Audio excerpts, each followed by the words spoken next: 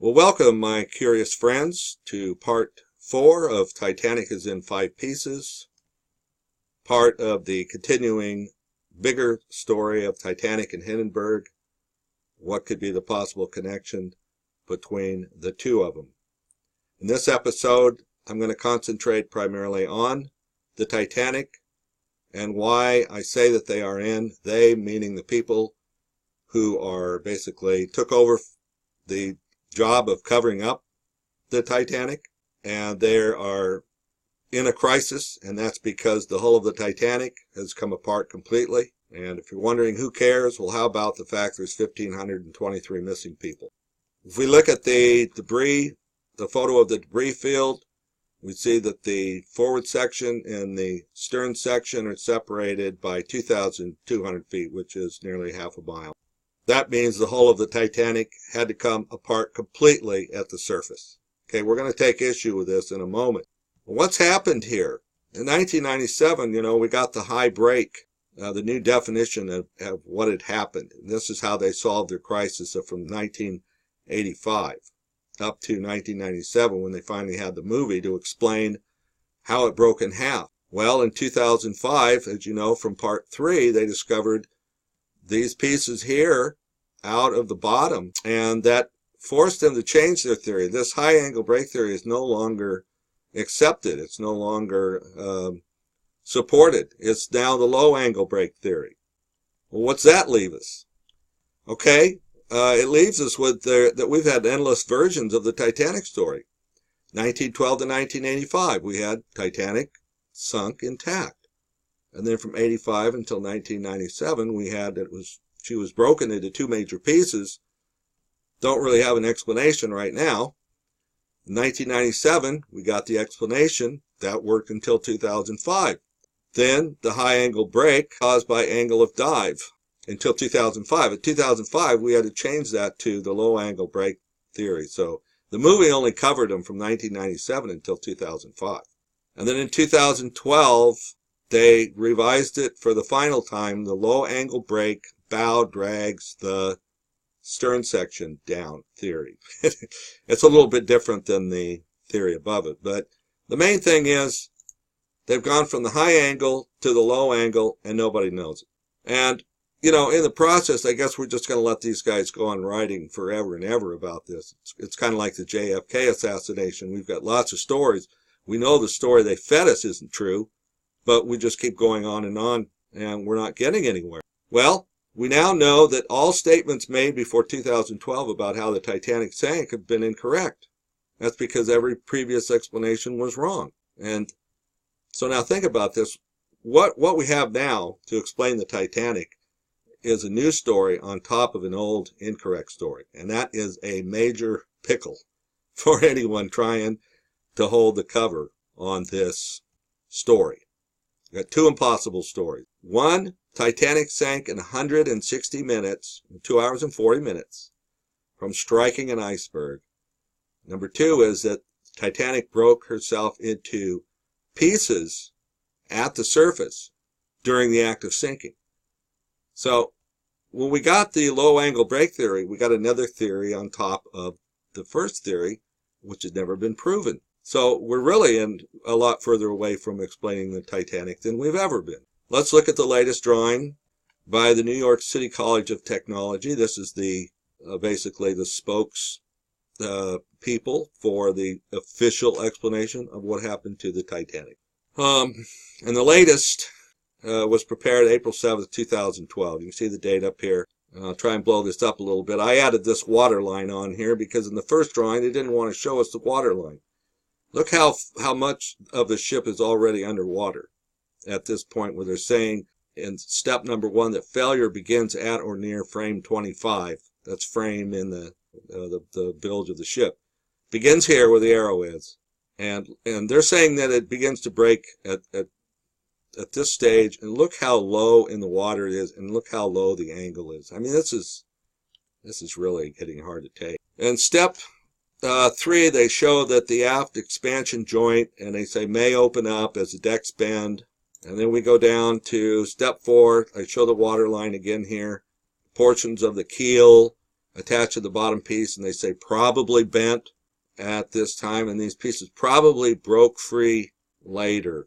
And that's what I really have an issue with here, is breaking free. You know, I can see maybe breaking out a little bit from the hole, but breaking free, it's case closed. That its story is impossible.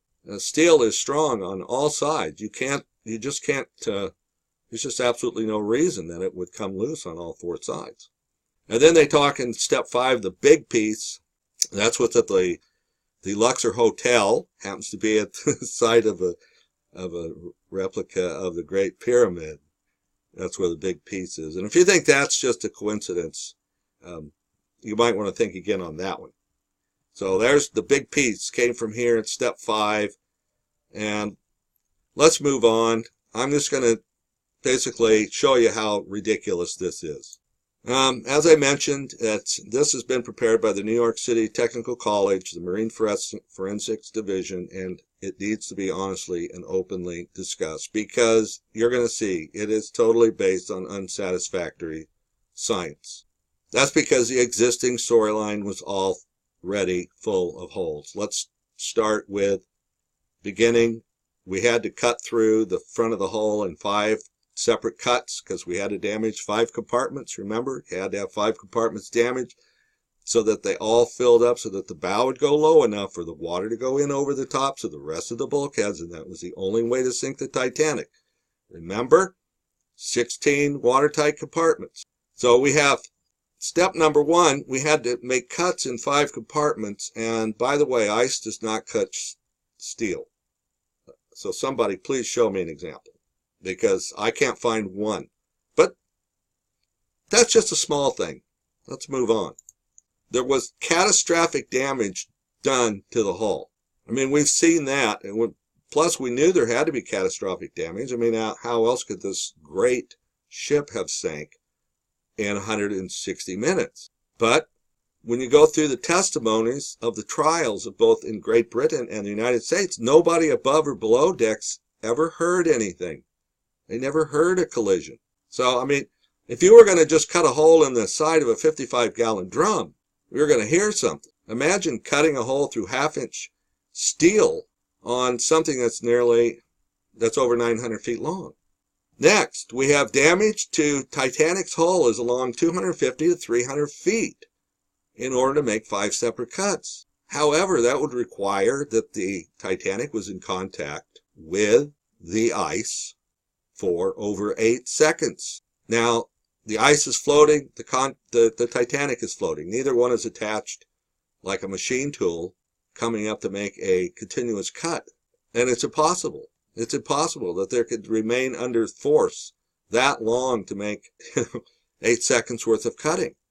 And plus, ice does not cut steel anyway, so let's move on. Number 4, the ship went down in 160 minutes. However, you go through the court testimony again, nobody felt an impact that they could describe, much less a catastrophic collision. How did they get this to fly? Number 5, 5 compartments needed to flood. Remember? They all needed a flood, otherwise the bow wouldn't go down low enough. If I can find a...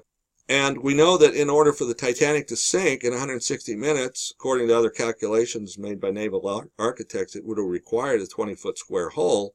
That means you would have needed about a 2 to 4 foot square hole in each one of the compartments. And that means that each compartment needed to have roughly a good sized hole ripped in it. If just one of those compartments had a smaller hole ripped in it, and it didn't fill fast enough, the Titanic isn't going to sink. Or at least it's not going to sink in 160 minutes. It might take hours and hours and hours and days to sink. And that was the idea. Okay, number 6, 5 forward compartments were supposedly breached, right? However, boiler room 6 is in compartment 5. Let's take a look. They're saying that a boiler that's down here, in other words, that boiler would have gone wild within just a few moments of there being a leak that went into the 5th compartment. So let's just take a look at them all. 1, 2, 3, 4, 5, 6. Summary. And the latest predicament that the Titanic group, the PDTs, are in is that they've got another impossible scenario on top of one that was already impossible. All of the scenarios from 1912 to 2012 have been incorrect. That means the first 4 scenarios were incorrect. So what is the likelihood of the last one, the low angle break, bow drags, the stern down theory being correct? I mean, this is all we have to explain 1,523 missing people. Here's a picture showing the Titanic at 2:15 a.m. That means it's only got 5 minutes before it's going to be underwater. So this is how low it is just before it goes into its supposed breakup.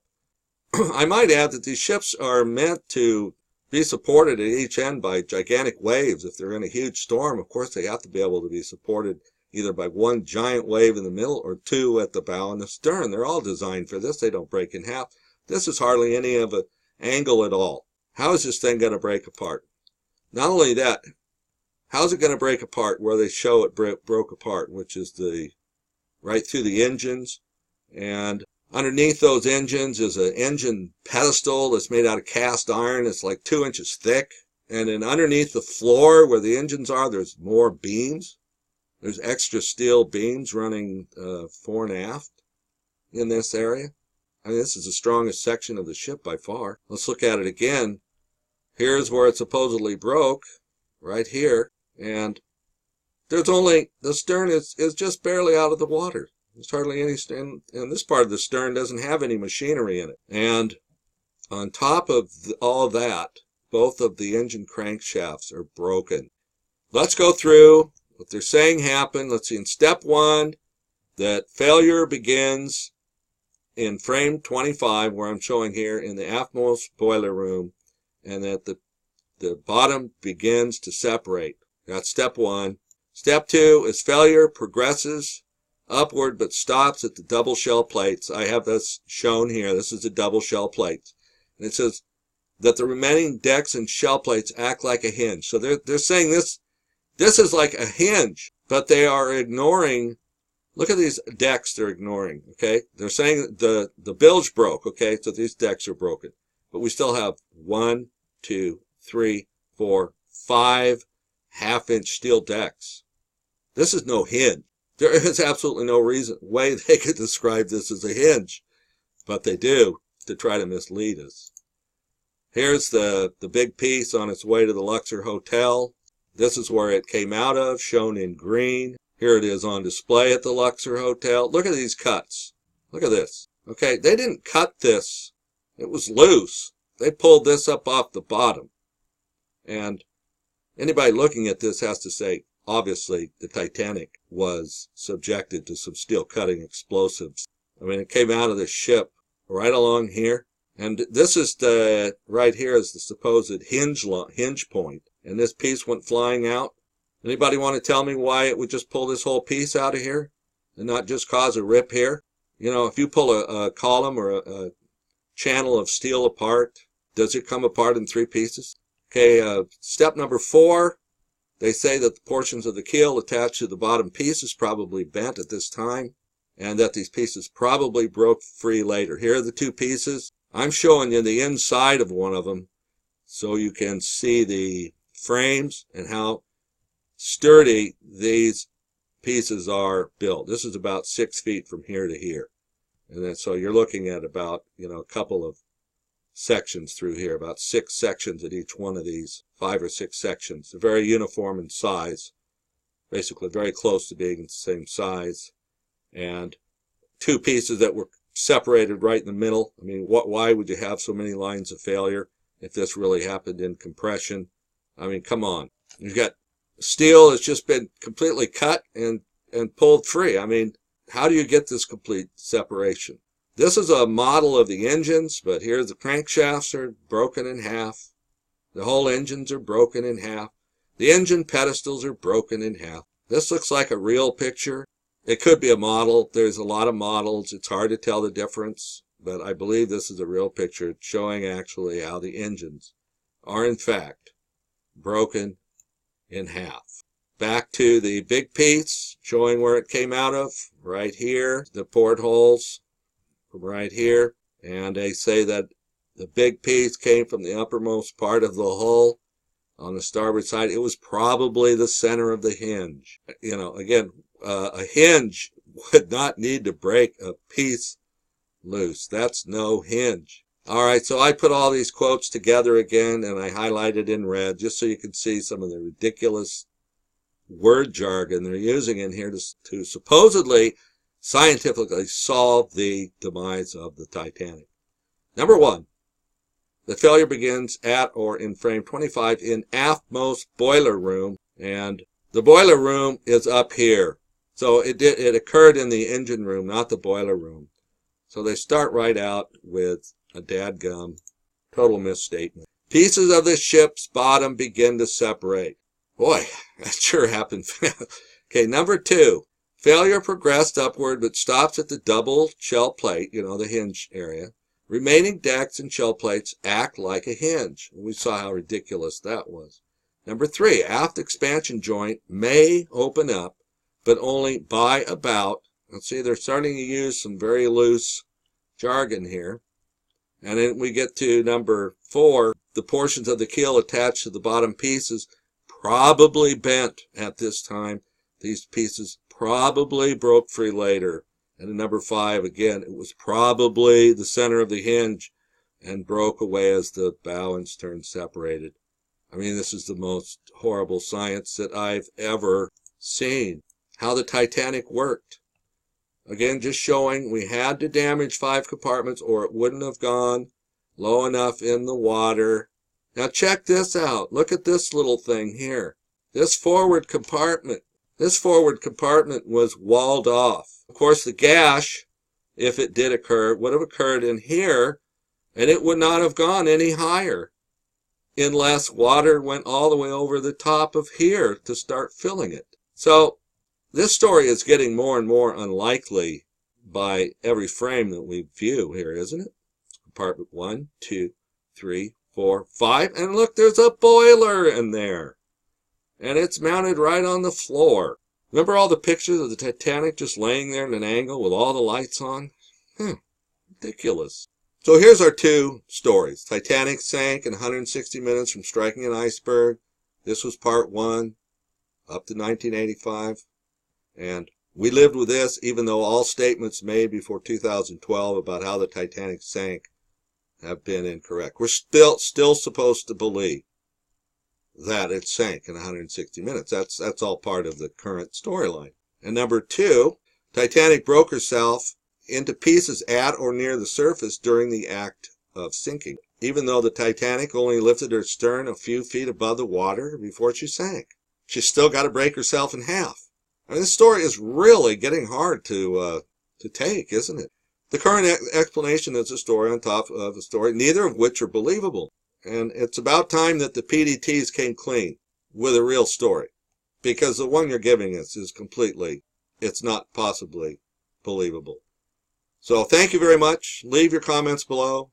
Subscribe if you want more. Thanks for tuning in, and I'll see you in the next video. Thank you very much.